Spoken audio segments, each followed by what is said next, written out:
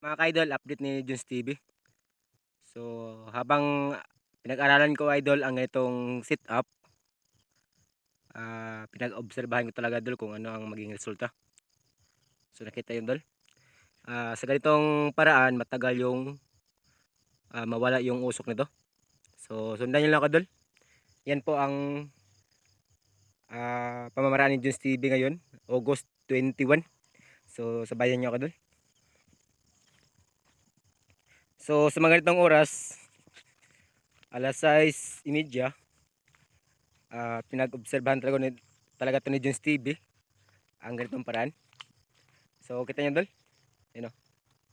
So yan, simple lang to dol. Para-paraan lang talaga ang pag-gardening.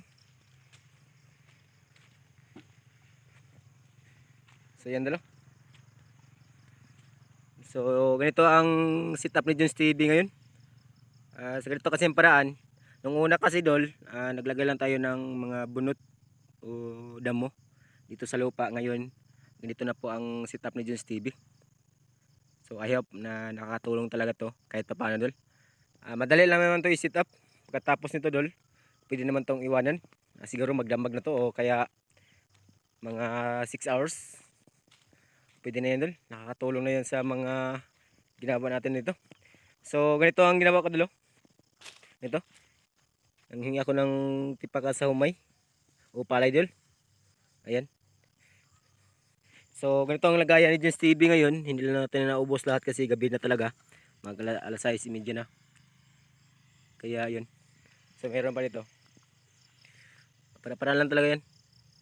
Kahit paano siya doon, nakakatulong talaga to sa ating mga tinatanim at saka pangtaboy sa mga insekto na pwedeng nakakasira sa ating mga tinatanim. So kung gumagamit naman si Junes TV ng Madre de Cacao,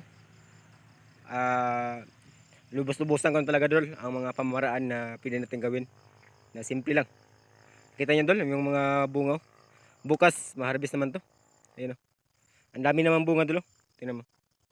Tsaka yung kalabasan sa Madre de Cacao ay maganda naman. Kaya yun, para-paraan talaga to. Sakit na yun, mga bunga yun. Ayan. Bisik lang talaga. So sana may share nyo ang video natin kahit paano dol. Malaking bagay na yan kay Junes TV na pag-share nyo o kaya pag-like.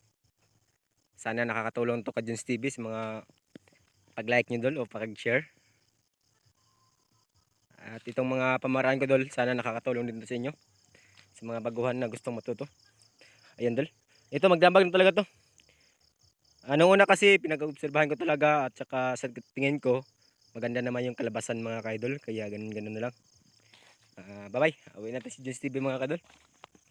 Ayun, iwan ang lighter. So ganun lang talaga dol, para-paraan lang talaga yan. Yun ang mga talong yan.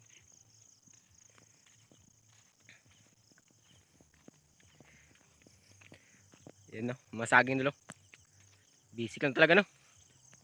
Buhay na talaga tayo dito dol sa probinsya kahit paano dol, kung magtrabaho lang talaga tayo. So ito ang balon ni Junes TV na hinukay. Ito tayo kung nagkuha ng sources ng tubig. Ayan dol, tubig yan dol. Babaw lang. Maraming salamat kaibigan at sana ma-share nyo talaga para marami din ang matulungan natin kahit paano.